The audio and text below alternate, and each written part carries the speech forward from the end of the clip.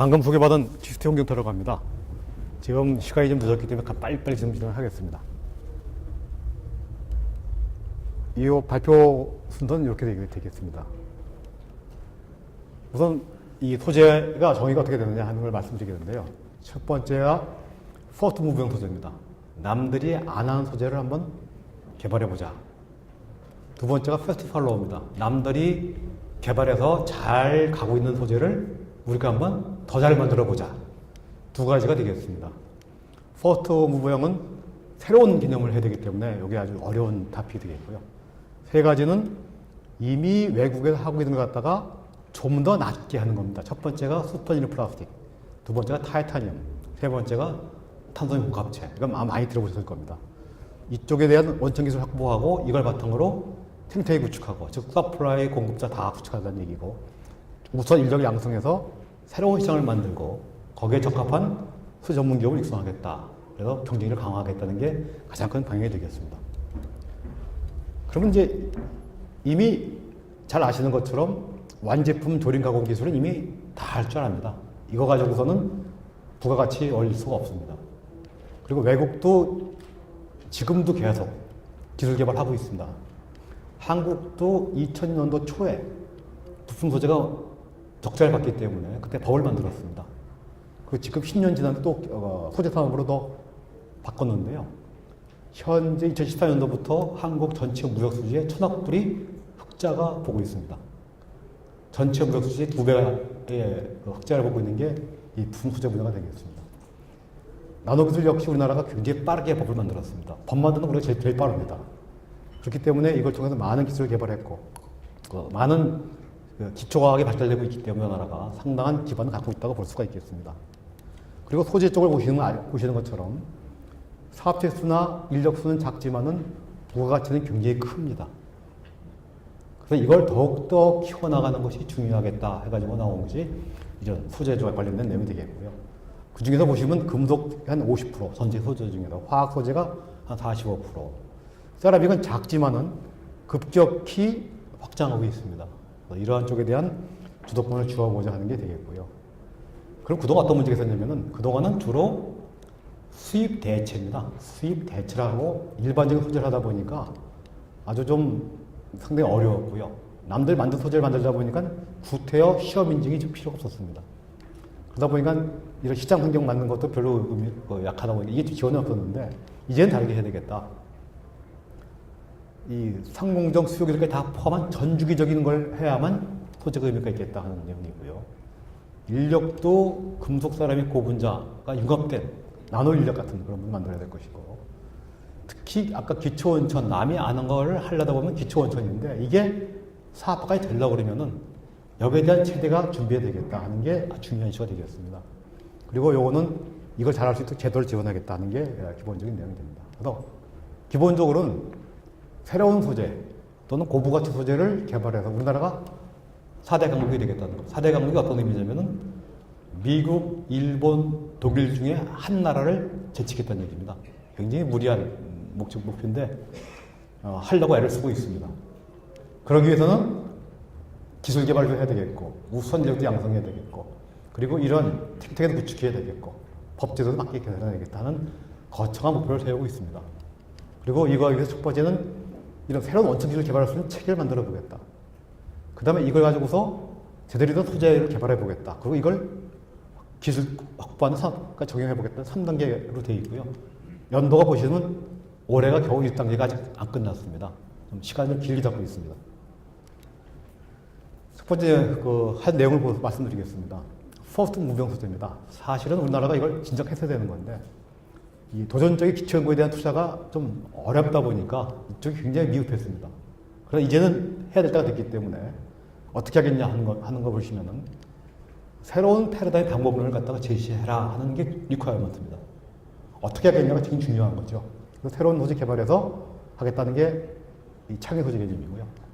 두 번째가 나노 소재입니다. 이 역시 마찬가지로 새로운 패러다임을 갖다가 분명히 제시해라. 그래야만 과제를 주는 게 되겠습니다. 이 두 가지가 새로운 창의적인 소재로 지금 지원이 되고 있습니다.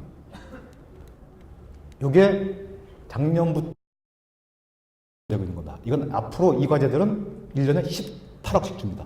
5년 동안 그냥 줍니다. 이분들은 다 학교에 계신 분이 많은데 이거를 어떻게 새로운 패러다임으로 개발하겠다는 걸 보여줄 수 있기 때문에 과제가 선정된 내용이 되겠습니다. 그래서 이렇게 정부가 지원한 경우가 거의 없습니다. 아마 요거는 또 어떻게 되고 있냐면 미래창조국 연구전 이런 체제 하에서 각 과제의 책임자들이 모여서 협의를 만들고요. 총 20개를 갖다가 줄 겁니다. 매년 4개씩. 원래 계획은 40개 주려고 했었는데 좀 위험하다. 그래서 반으로 잘렸습니다. 그리고 뭐가 나가냐면 갭 극복위원회가 있습니다. 이게 특이한 건데 이런 원천적인 기술 개발하면 절대로 돈이 안 됩니다. 근데 이번 과제 같은 경우는 새로운 원천 기술이 산업화될 수 있도록 도와주는 기업이 구성되어 있습니다.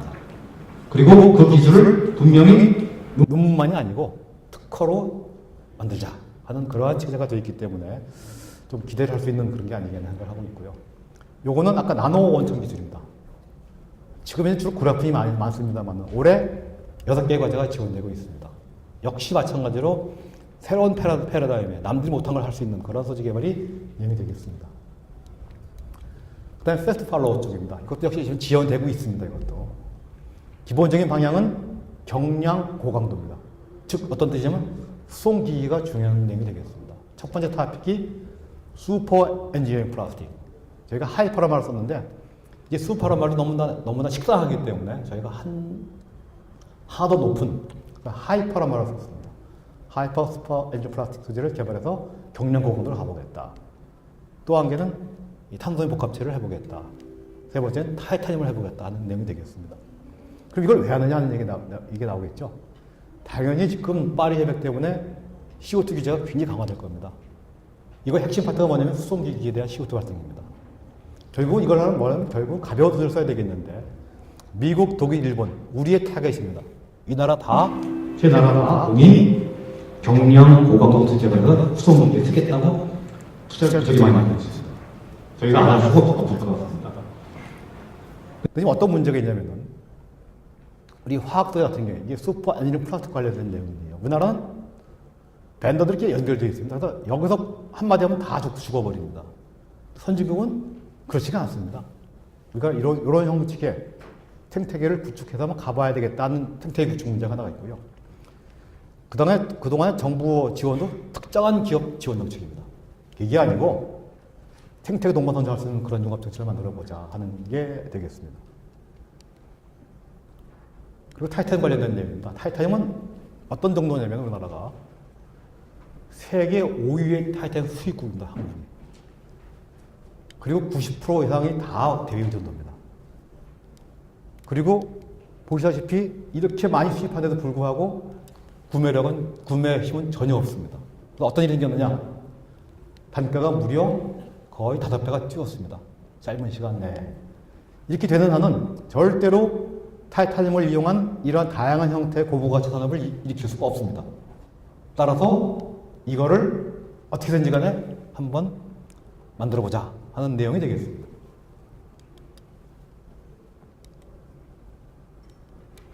또 한 가지는 탄소입니다. 이것도 잘 아시는 것처럼 국내 수요가 2,500톤입니다.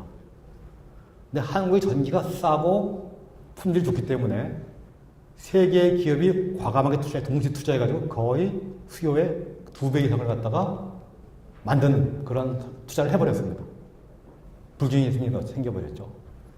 근데 이렇게 해봤자 겨우 1,710억입니다. 이것도 뭐 큰 작은 건 아닙니다만. 그런데 이 섬유를 이용해서 이런 부품을 만들어버리면 부가치가 최소한 20배 이상 뜁니다. 그리고 앞으로 이 회사들이 10,000톤까지 하겠다고 준비를 하고 있고 투자하고 있습니다. 그러면 이걸 이용해서 수요를 확대시키고 이거에 대한 부가치를 만들 수가 있다 그러면 엄청난 효과가 있습니다. 따라서 이 탄소염을 만들 것도 기업이 알아서 하니까 이걸 이용하는 전문 인력을 구성을 하자 하는 것이 이 방향이 되겠습니다. 그리고 이제 이런 식으로 타이탄 쪽에 대한 일이 쭉 만들어져 가지고서요. 총 사업비가 이렇게 지금 10년 동안 투자할 예정으로 되어 있습니다. 이건 희망사항입니다. 아직은 뭐 아닙니다만은. 그리고 현재 진행되고 있습니다. 특히 여기를 주목해 보시면은 영천, 사천 이런 쪽이 항공기 부품 집적 단지입니다. 여기에 민간 기업이 약 3천억을 투자해가지고서 5년 내에 이러한 쪽에 대한 타이타늄 부품 기업을 육성할 예정이 되겠습니다. 그리고 이 아까 슈퍼니르 플라스틱입니다. 이것도 굉장히 기대가 되는 그런 쪽입니다. 이거는 열심히 육성해서 약 20조의 부가가치 달성하고 기술 백교 확보하고 일자리 23개 창출했다. 굉장히 커다란 희망을 갖고 있습니다. 2025년까지 만만치 않은 그런 목표입니다. 그럼 이게 무슨 일을 하고 있느냐? 우선 먼저 한국이 고유의 기술로 이 폴리플레스알파이드, 즉 슈퍼니르 플라스틱 대표적인 가장 이 시장이 큰 그런 슈퍼니르 플라스틱 재료인데요. 이 재료를 만든 공정 기술을 한국이 독자 개발을 했습니다. 그 기술을 보고 일본 기업이 한국과 합작해서 많은 투자를 해가지고 공정을 좀 만들고 있습니다. 그러면 여기 나온 우수한 소재를 이용해서 다양하게 부품을 만들어 판다 그러면은 수많은 전문 기업들이 육성이 되고 부가치가 올라가기 때문에 여기에 대한 과제가 지원이 되고 있습니다. 5년짜리 과제가 되겠습니다. 요거는 전조등에 대한 과제, 즉 다양한 형태의 폴리플레스 슈퍼니르 플라스틱을 이용해서 다양한 형태의 부품을 개발하고 요거는 의자에 대한 겁니다. 경영하는 쪽으로 많은 연구가 되고 있습니다. 아마도 여기에 총 41개의 기업이 이미 참여하고 있기 때문에 이런 식으로 확대된다 그러면은 아까 말씀 목표를 달성할 수 있을 것 같습니다. 탄소미 쪽입니다. 이건 탄소미 개발자다고 치고 이걸 어떻게 하면은 가공하고 응용하는 쪽으로 가겠느냐. 즉 자동차 항공기 쪽이 주요 수요자이기 때문에 여기에 대한 컨소시엄 구성해서 정부와 지자체에서 지원하는 그런 식으로 구성이 되어 있고 이건 플래그십 과제입니다. 현재 지금 여기 되고 있는 과제가 3개가 있는데요. 보시다시피 용기, 즉 택시 및 버스에 천연가스 압축 용기를 이거로 쓰자. 자동차에 썬루프를 해더니 경량적으로 복합적으로 적용하자. 항공기에 대해서 한번 써보자 하는 3가지 토픽으로 현재 플래그십 과제가 지원이 되고 있습니다. 그럼 이러한 과제가 이미 가는 것 자체도 일종의 성과긴 하지만은 시작된 지가 얼마 안 됐기 2015년부터 했기 때문에 아직은 눈에 띄는 큰 성과는 아직 없습니다만 일부가 있습니다. 아까 대구시에서 CNG 구조 변경할 때 지원을 해줘가지고서 약 한 400대 이상이 지금 굴러다니고 있고요.